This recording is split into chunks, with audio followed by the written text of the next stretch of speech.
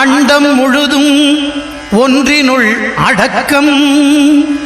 அதுவே ஆனை முகமெனும் ஓங்கார விளக்கம்.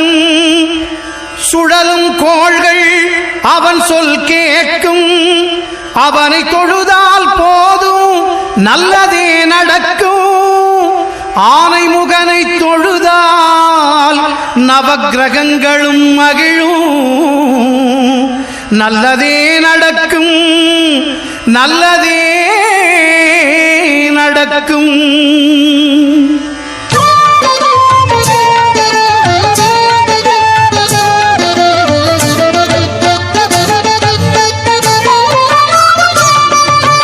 ஒன்பது கோளும் ஒன்றாய் காண அங்கு கற்பகம் என்னும்